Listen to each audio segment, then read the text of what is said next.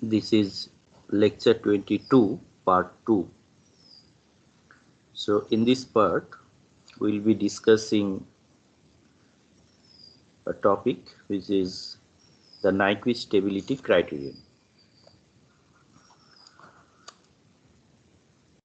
The Nyquist stability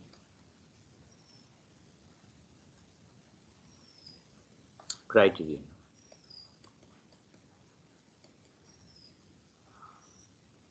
So in this course, already we have studied one stability analysis method, that is that Routh-Harvey stability criterion.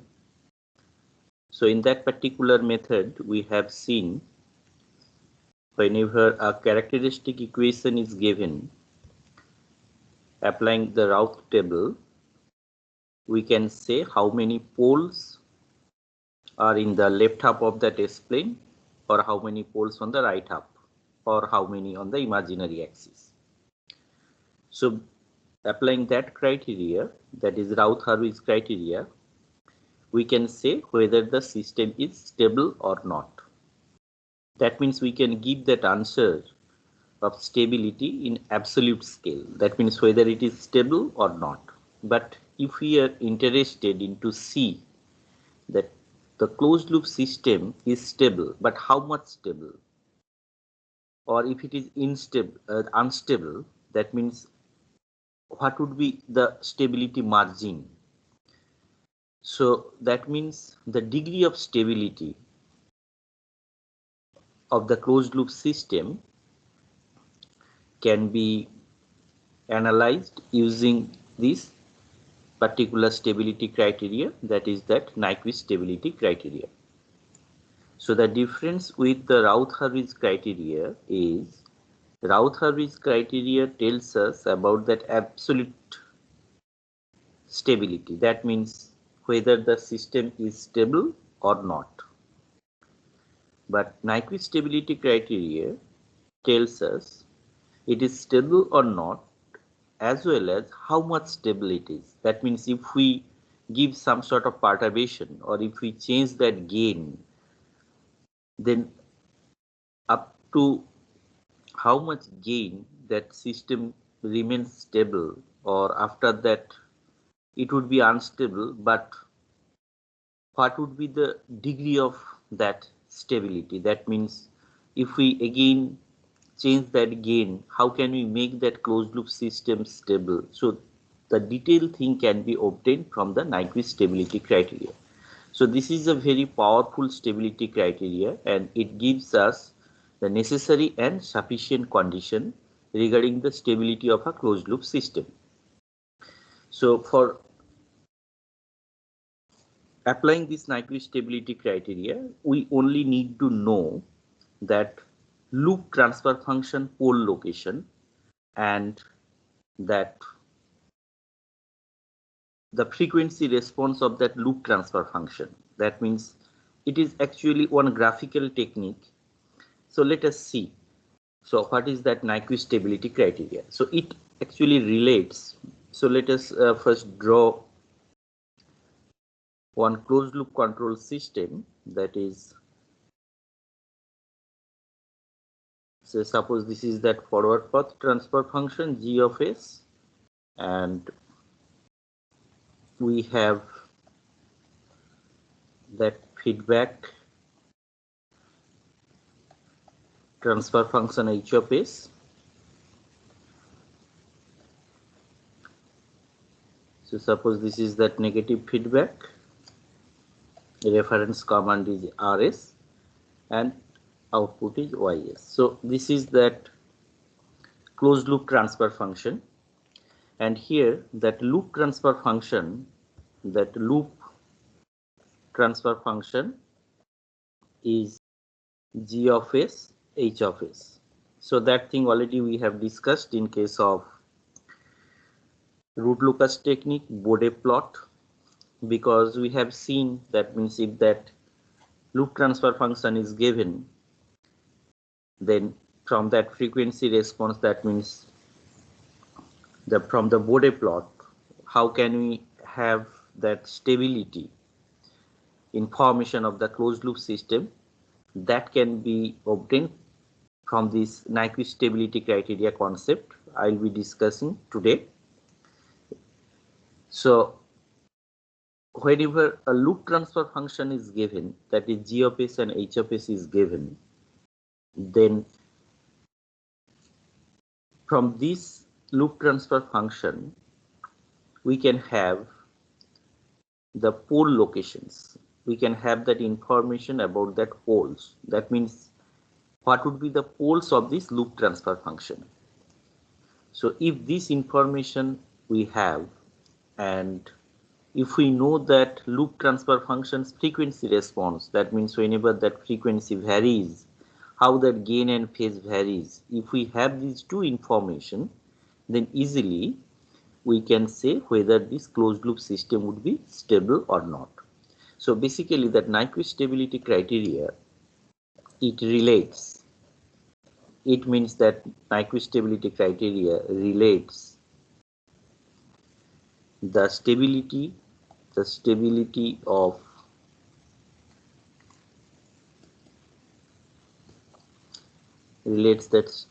of closed loop system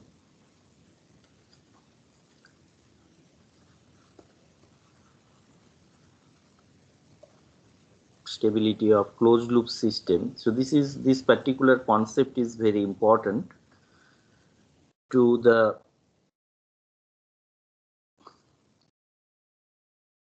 loop transfer function frequency response. So we have already discussed what is frequency response in last 2 and 3 lectures.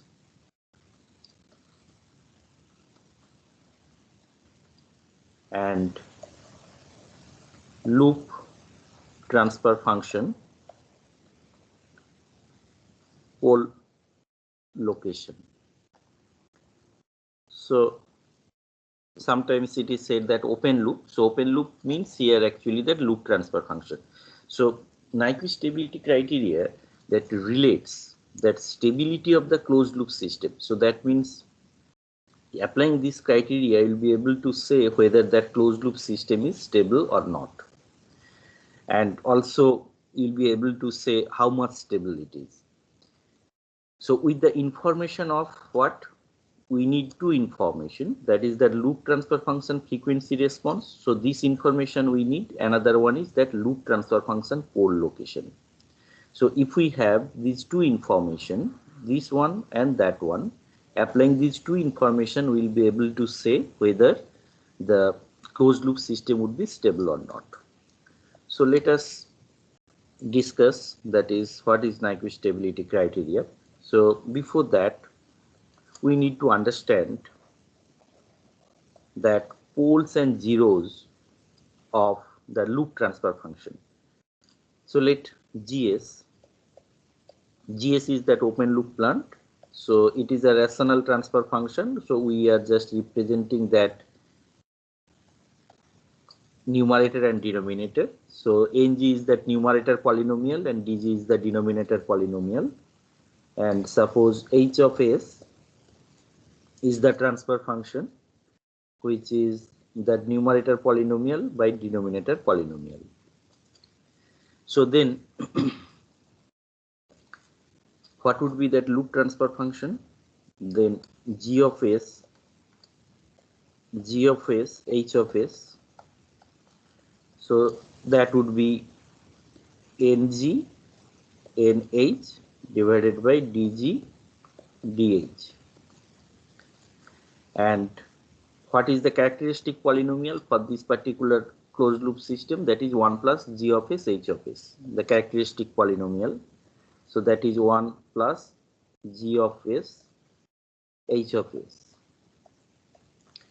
So this characteristic polynomial, so if we just replace that G of S, H of S equal to NG, NH by DG, DH, so you would have that DG, DH plus NG, NH by DG, DH. So from these two expression, and what would be the closed loop transfer function? The closed loop transfer function, that one equal to, we know that is g of s plus 1 plus g of s h of s. So that one, if we just replace it, then we would have that ng dh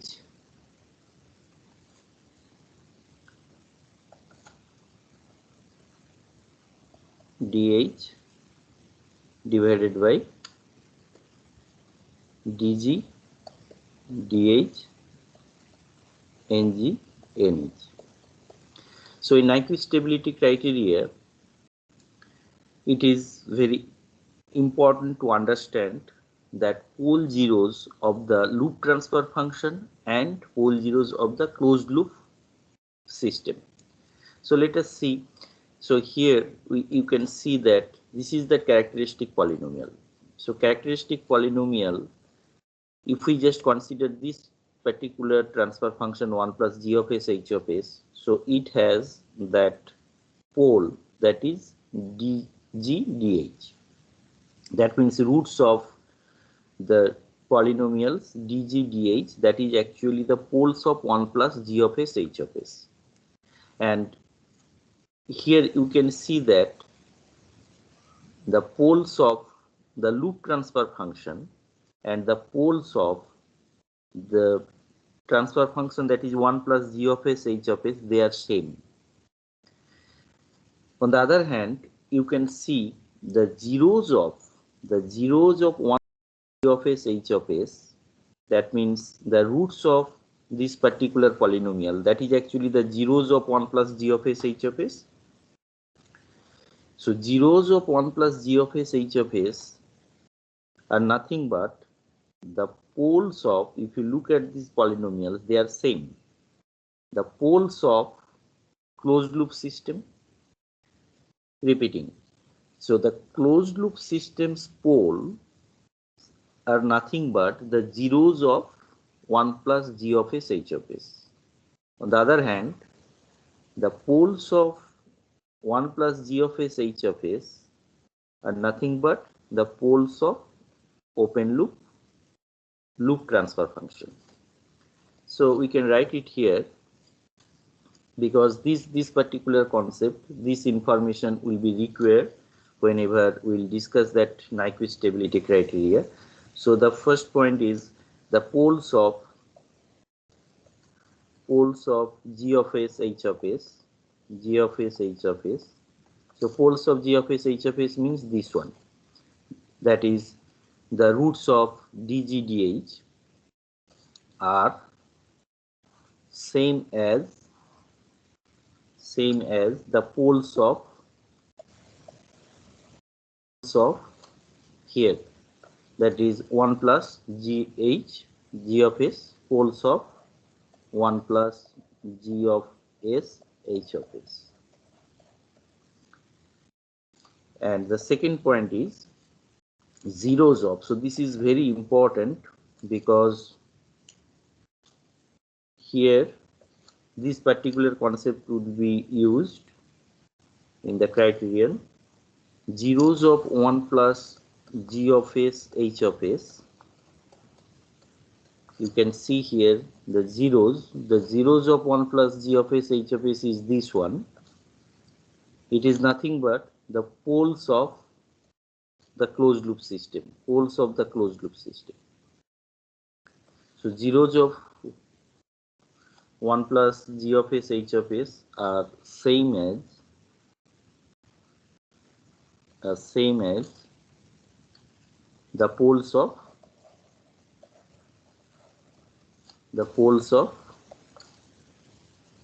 closed loop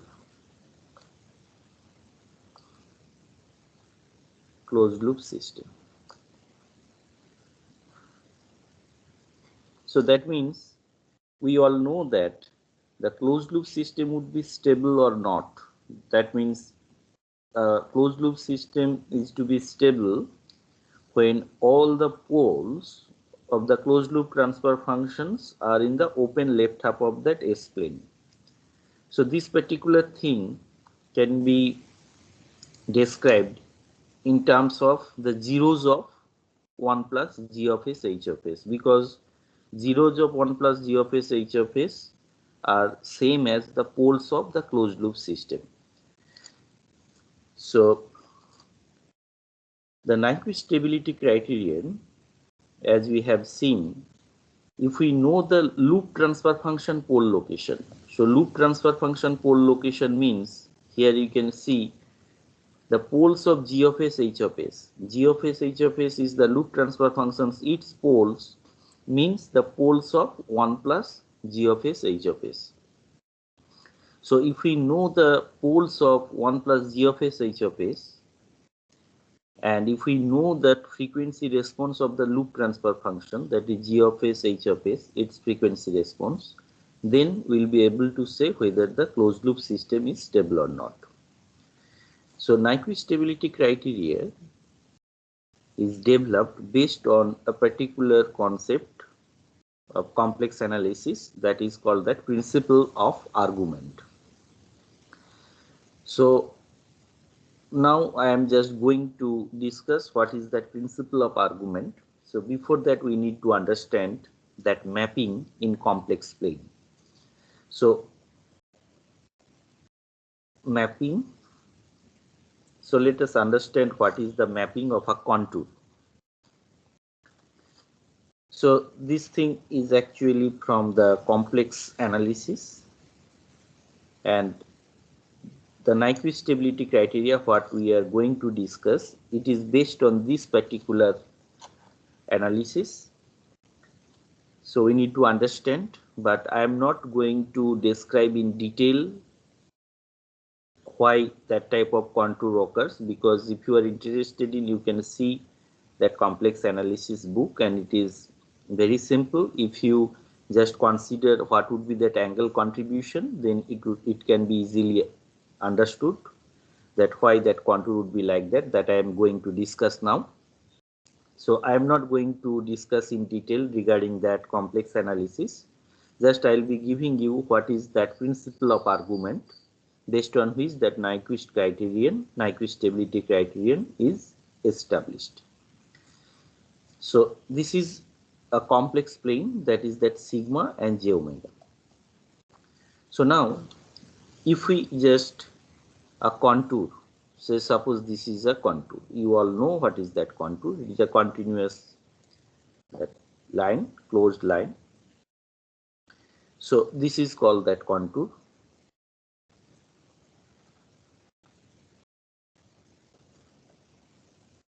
This is that contour, and the plane that we have considered, this is that S plane. So now the interesting point is, if we map this particular contour via a function, which function is fs. So it is a function, single valued function, and we are going to map this contour to a plane, and that plane is actually that fs plane. So that is that fs plane, means here if we take that real of that fs and imaginary of that fs, so here that is that fs plane. So if we map this particular contour, mapping this particular contour means what? We are taking just point, all the points here, and just we replace at s. So we will be getting one value here in this particular plane. And it is interesting that, so if we just plot like this, that means we'll be taking a point here, point on a contour, put it here, we'll be getting a value here like this. If we get those values, so from complex analysis we know that in fs plane also we'll be having a contour like this, a contour like that. So what we are trying to understand in this particular result, that means whenever we have a contour in complex plane, and if we map that contour via one single value map function, so that means say suppose fs is that function and this is that fs plane, we have taken that real and imaginary part. So then a contour, again it will be mapped in fs plane as a contour, and what would be the type of this contour, what would be its shape? So it depends on what function we have considered. So here two things we have seen. One is that a contour is mapped. So this result is from complex analysis. A contour is mapped through a function. So function is here f of s. A contour is mapped through a function to another contour in fs plane.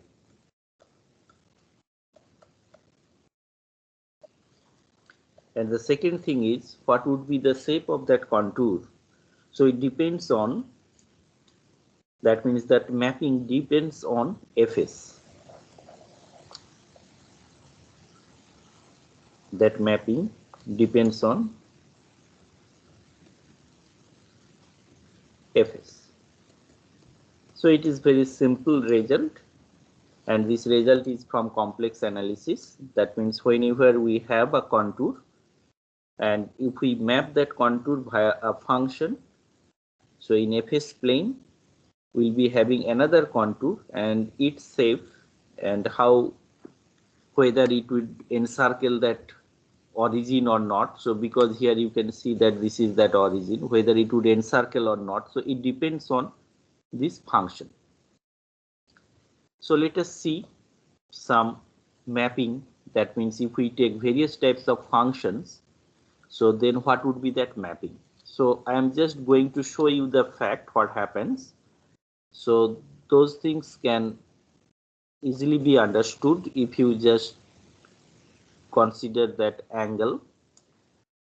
So here we have one complex plane, so that is that S plane, and here we have that fs plane, so that is that real of fs and this is that imaginary of fs. So then suppose we have taken a function that fs, we have taken a function that fs, f of s, that equal to s minus z1.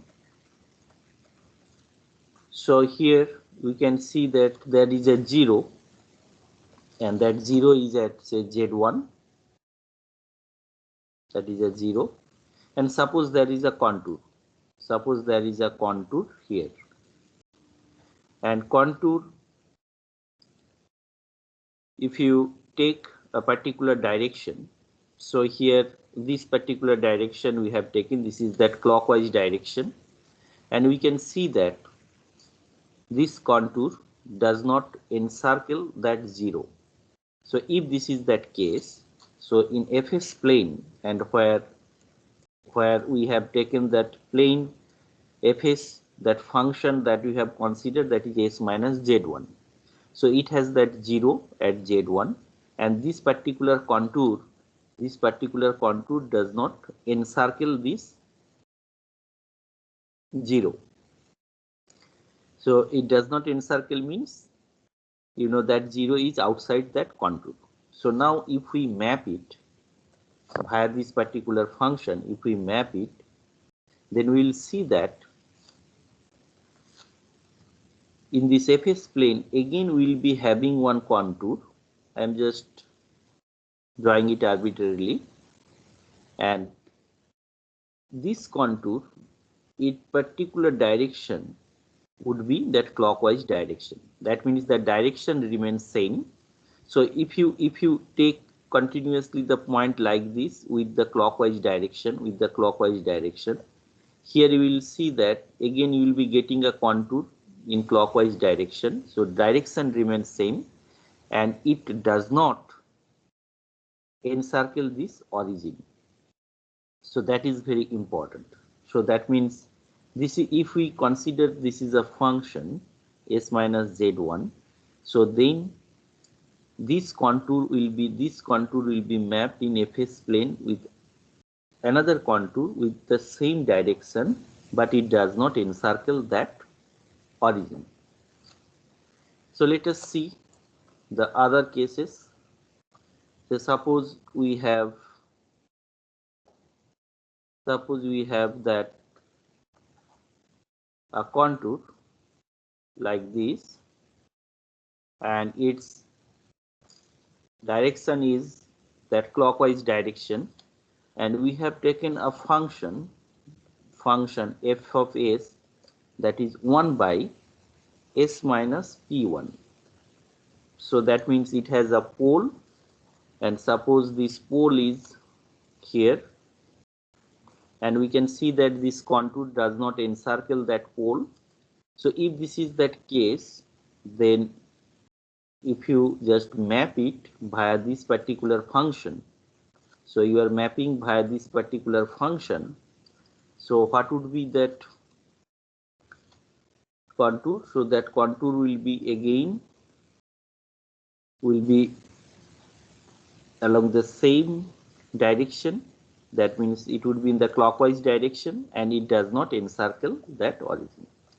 So that means we have seen in the S plane, if we consider a contour that does not encircle any pole or zeros of that function, the direction of that contour remains same in the Fs plane and it does not encircle that origin. So this is that result. Then let us see the other cases. So suppose we have that sigma j omega, that is that S plane, and we have taken a function. So suppose that f of s equal to s minus z1, but here suppose this is that contour, and this contour the clockwise direction, and here you can see the difference is that contour suppose encircle that 0.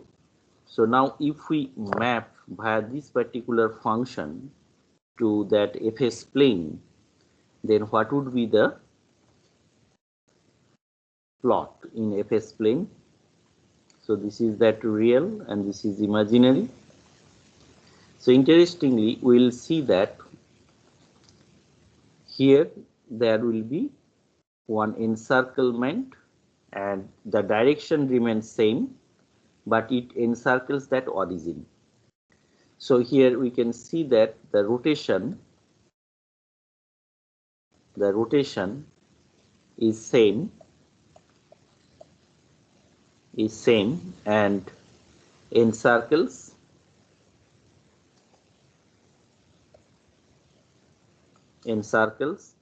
origin.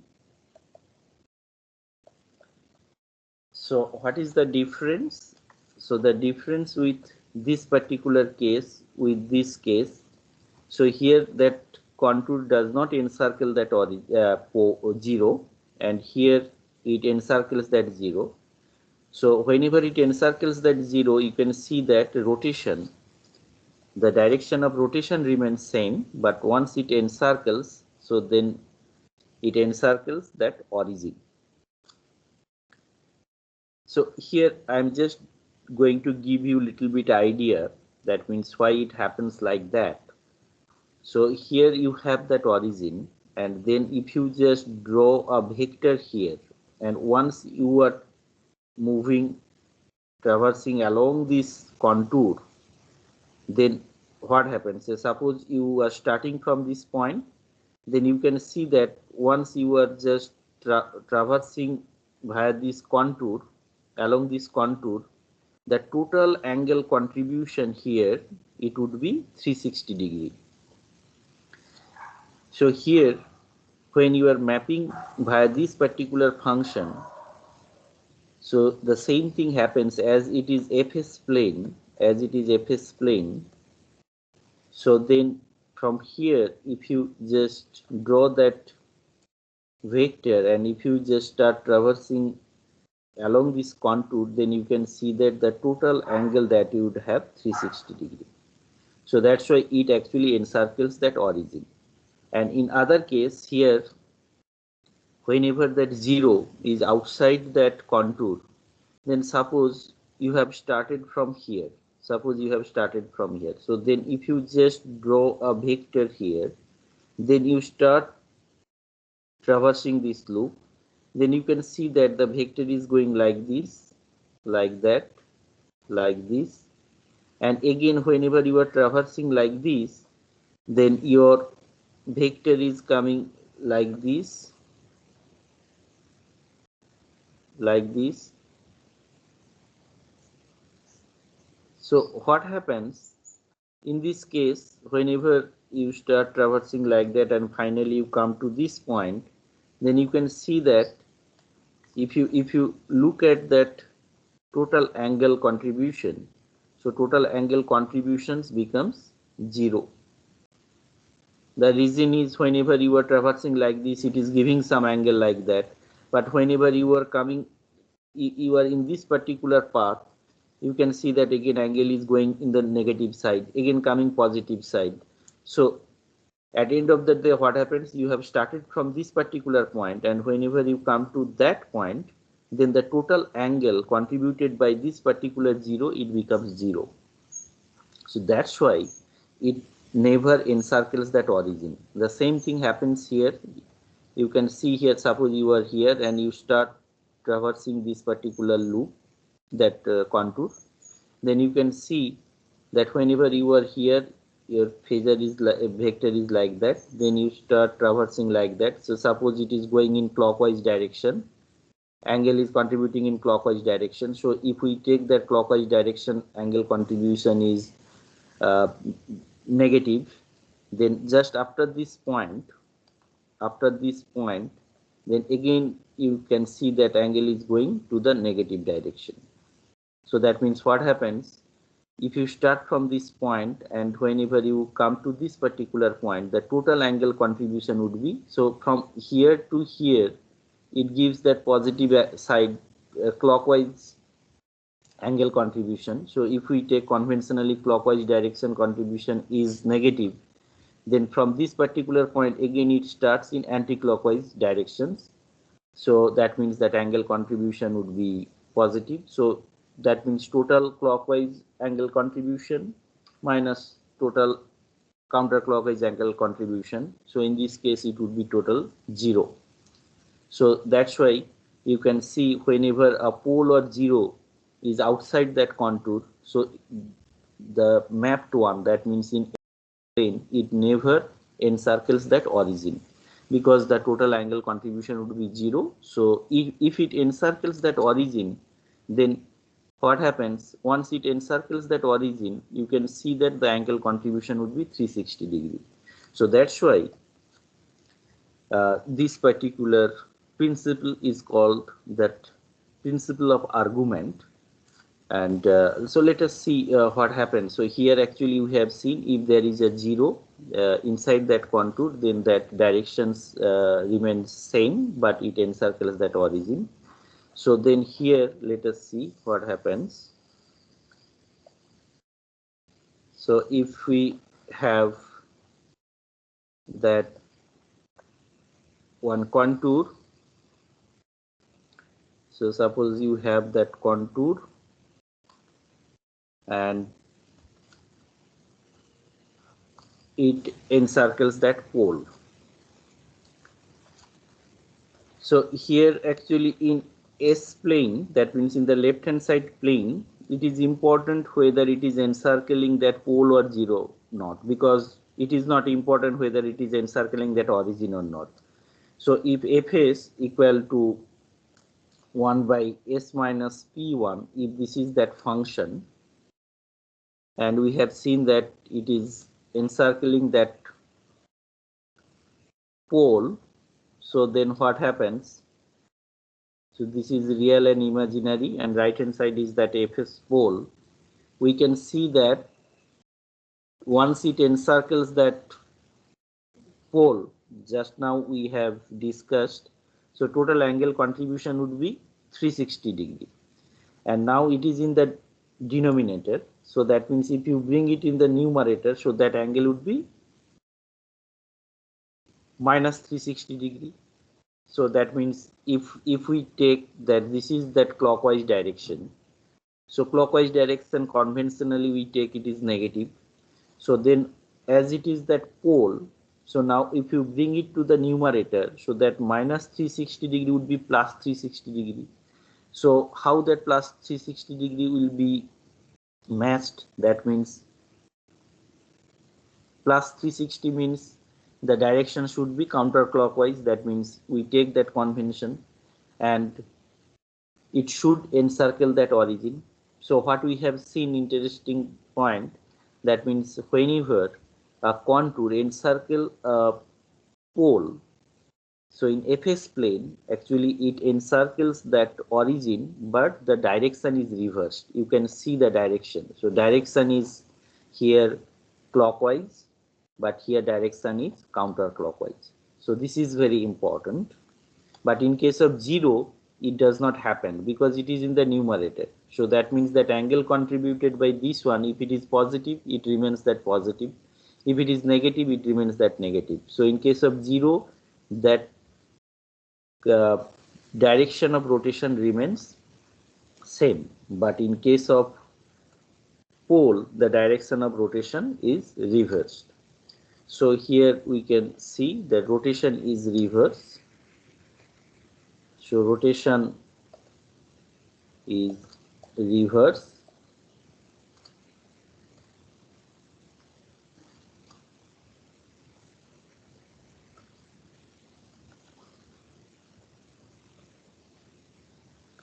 So rotation is reverse and encircles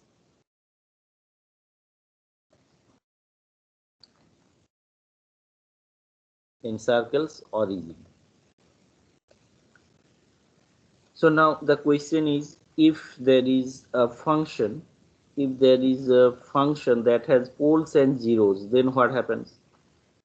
So suppose we have a function. So again I am reminding you, that means what I am discussing, it is actually that principle of argument. So based on that, that Nyquist stability criteria is established. So here we can see that this is and this is j omega. So this is that S plane. So now suppose you have one pole and there is 1 0, and the contour actually encircle this both pole and 0. So then what happens whenever it encircles that poles and zeros? So 1 0 contributes 360 and one pole contributes 360. So they are in numerator denominator. So basically the total angle contribution would be equal to 0. So that means in fs plane there should not be any encircle of that origin, because the total angle contribution is 0, because one pole is there, 1 0 is there. So what happens? There would be a contour with the same direction, but it does not encircle that origin. So rotation remains same. Rotation remains same and does not encircle origin. So this is very important. So now let us see if there is a function which has some extra poles or zeros. So like that, suppose we have a function here, that is that sigma, and this is j omega. So suppose we have a contour like this, we have a contour. So inside that contour, if we take that, okay, we have say two zeros, complex zeros here and here, two complex zeros, complex conjugate zeros, and we have suppose one pole. So then what happens whenever that contour, so contour, when we are considering that contour, the direction of rotation is very important. So do not forget to mention that direction of rotation. So this 0 will contribute 360, this 0 will contribute 360, but this pole will contribute minus 360. So one 360 and another minus 360 effectively would give 0. So we have one extra 0, that is plus 360. So whenever that is plus 360, then we can see that the function, suppose the function, we have taken that function fs of s equal to 1 plus g of s and h of s. So whenever it is 1 plus g of s h of s, this is that function, rational function. So here we can see that here you have that real and imaginary of fs. So this is that fs plane. So now this particular function, transfer function, has two, suppose, zeros and one pole. So mind that we are not considering that whether it is rational or proper, improper, just we are trying to understand that what is principle of argument, because in control systems always you will be having this transfer function which is proper or strictly proper. That means in improper transfer function we are not going to consider, but in this particular case we are just trying to understand principle of argument. So that's why it is improper transfer function, it does not matter. We are just trying to understand how many encirclement would be there in fs plane and whether it would encircle that origin or not. So should not be confused with properness at this particular moment, but whenever we go for that closed loop stability, always this fs or 1 plus g of s h of s, it would be a proper transfer function.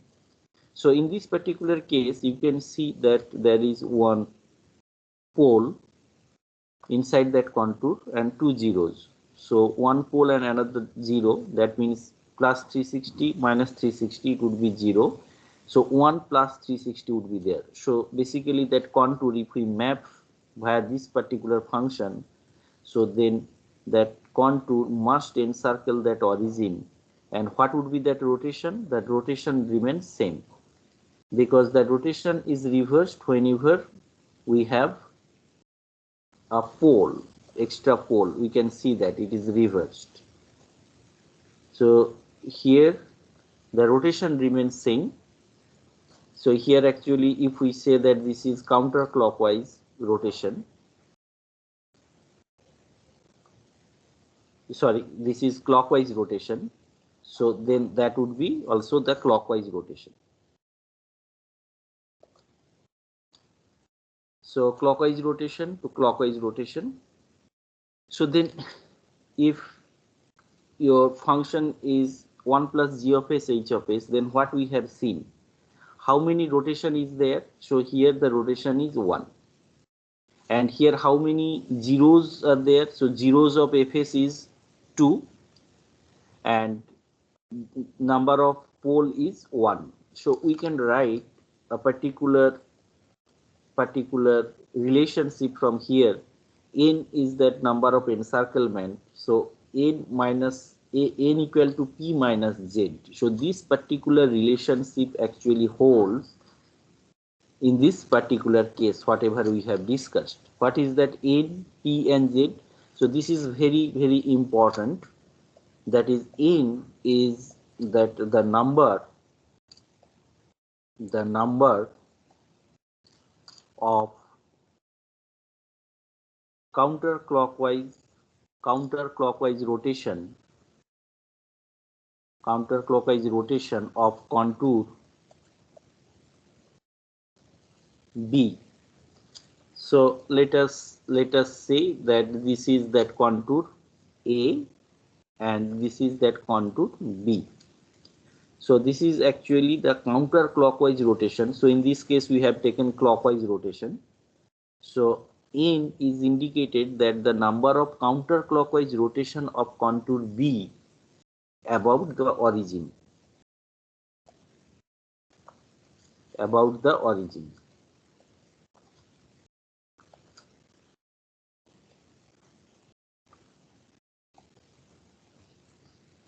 And then what is P? P is the number of poles. The number of poles in this particular case, the function is 1 plus g of 1 plus g of s and h of s inside the. So that is very important, inside the contour A. That is not the total number of poles. So that is that actually how many poles are inside that contour A. So we can see that inside that contour A there is one pole. So you may have another pole, say suppose here. So that means we should not count that one. The reason is that is not inside that contour, that is outside that contour. And then what is Z? So Z is the number of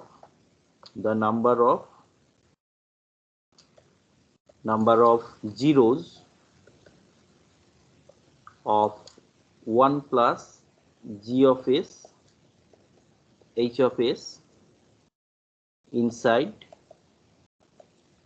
the contour A. Similarly, that means how many zeros are there inside that contour, we need to consider that is inside that contour. It is not the total number of zeros. So what we have seen, that means whenever we are mapping this contour from that S plane to Fs plane, and where Fs equal to a function, so this particular relationship holds. And here we can see that, say suppose in this particular case you can see, so you have a pole, single pole, and there is no zero. So whenever there is no zero, here you can see that there is no zero, so z equal to 0 and p equal to 1. So n would be equal to 1. So when n equal to 1, we have taken that this is counterclockwise direction. So that means here you can see this is clockwise direction and it is coming counterclockwise direction about that origin. So this particular relationship holds whenever here for this particular example, you see the number of poles, that is 2. In this case this is 2, and number of the number of poles inside that contour, that is 1, and how many zeros are there, that is 2. So that is 1 minus 2, so then effectively it would be minus 1, and so n is minus 1, and n we have taken counterclockwise direction. If we take minus of that, that would be clockwise direction. You can see this is clockwise rotation. So this particular concept, this particular result is called, so this is known as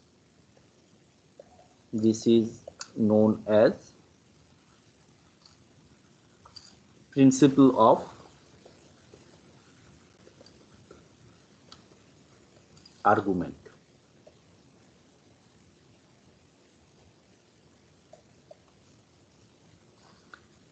Very important. This is called that principle of argument. So now the point is, if we are trying to apply this principle of argument for establishing the stability of a closed loop system, what would it be? So first of all, we need to understand what would be the contour in that S plane. It is very easy to understand that. So this is that S plane, real and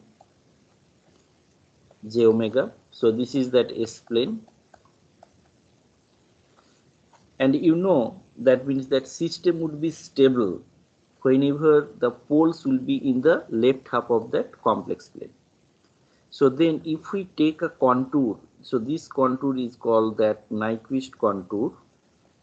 So if you take a contour like this,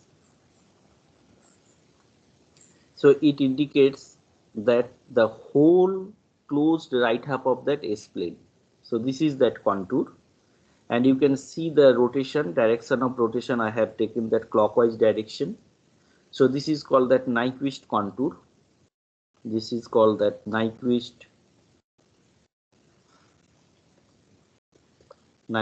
contour that actually encircles that whole closed right half of that S-plane. And this Nyquist contour, this is very important, that Nyquist contour should not pass on any poles and zeros of that function. So that means if there is any poles or zeros, then we need to take that contour excluding that poles and zeros.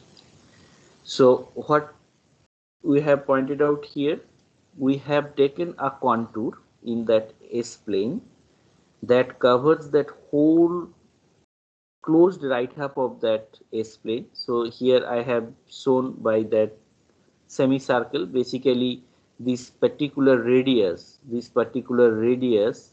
is say r e to the power j theta if I represent it in complex plane, and here actually r is tending to infinity,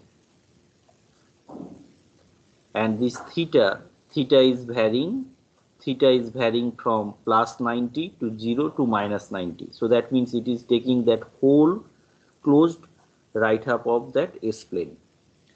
So now if we take that Nyquist contour, then the point is whether this contour encircles any zeros of 1 plus g of s and h of s, yes or no. Because if it encircles any zeros of 1 plus g of s and h of s that we have discussed at the very beginning, you can see that the zeros of 1 plus g of s h of s, the zeros of 1 plus h of s, it is nothing but the poles of closed loop system. So that means if that contour encloses any zeros of 1 plus g of s h of s, then that system would be unstable. But if it does not encircle that any zeros of 1 plus g of s h of s, that means that system would be stable. So from principle of argument, we have understood that whenever a contour is mapped via one function, that is 1 plus g of s of h of s, this particular condition holds, that is n equal to p minus z. So now if the contour is like this, that encloses that whole closed right half of that S-plane, and from principle of argument we have seen that this thing holds, that is n equal to p minus z. So then what happens? So here the mapping is actually 1 plus g of s h of s, or you can say that the mapping would be g of s h of s. So here we need to understand, so this thing we are getting from principle of argument. So from principle of argument. So this particular concept we get from principle of argument. So now we are trying to understand that if we map via g of s h of s, so g of s or h of s, so mapping via g of s h of s, that is important. So if we map via 1 plus g of s h of s, so that means if we have a plane, that is 1 plus g of s h of s, so then this is that origin, This is that origin. But if we map via only g of s h of s, only g of s h of s, that means if the mapping is only g of s h of s here instead of 1 plus g of s h of s, then this particular axis will be shifted to that minus 1 point. So that means if we go for only g of s h of s, then that encirclement would be actually minus 1 point, minus 1 plus j0, because that would be just shifted, repeating whenever the function that we have taken, that is 1 plus g of s h of s, we have seen that origin is that point. So instead of 1 plus g of s h of s, if we take only g of s of h of s, then that encirclement point would be minus 1, because here you can see if this is equal to 0, g of s h of s equal to minus 1. So that's why if we go with 1 plus g of s h of s, this one whole thing, then that encirclement would be 0. But if we go with g of s h of s, the encirclement would be minus 1. That means we need to see whether when the mapping, this mapping would be via that g of s h of s. So if we consider that this is that function, that is f of s equal to g of s h of s, if we map this particular contour via this function, then we need to see whether the encirclement of the contour about this minus 1 j0 point. So if we take 1 plus g of s h of s, then that is with respect to origin. If we take g of s h of s, that one would be with respect to minus 1 point. You may ask why we are interested in g of s h of s or 1 plus g of s h of s. The reason is 1 plus g of s and h of s, that is actually that characteristic equation of that closed loop system, and we are interested in to see whether the closed loop system would be stable or not. So the Nyquist stability criteria actually tells us whether the closed loop system is stable or not based on the information of the loop transfer function and the mapping that we are going to discuss. So next class we will be discussing that what would be this mapping, and here it is clear that the mapping is basically we are trying to map this contour, and here this contour is actually encircles that closed right half of that S plane, and it would be mapped into a plane which is that Fs plane. So here that Fs plane is nothing but that G of S and H of S plane, and then we will see that whether the contour that is mapped in Fs plane, whether it encircles that minus 1 point or not, or if it encircles, how many encirclement is there, and then we will be applying this principle of argument, and from there we can see whether the closed loop system would be stable or not. So this particular thing we will be discussing in next lecture. So today, what in this particular part of lecture, what we have discussed, that means what is that poles and zeros of that 1 plus g of s h of s, and we have seen the poles of g of s h of s are same as the poles of this, and zeros of 1 plus g of s h of s is nothing but the poles of that closed loop system. Then we have discussed one interesting result of complex analysis, that is called the principle of argument, and we have seen that whenever it encloses that 0, then that rotation remains same, but it encircles that origin in Fs plane, and when it encircles a pole, then it it encircles that origin, but that rotation is reversed. And then we have seen that relationship, that is n equal to p minus z, and after that we have understood that why we have to take the closed contour in S-plane that encloses the total closed right half of that S-plane. The reason is this is actually the region enclosed by this contour is that unstable region in case of that closed loop control system. And in next class we will be studying that how this particular contour is mapped in Fs plane, and here Fs plane is that G of S and H of S plane or GH plane. So in that GH plane, what would be that contour?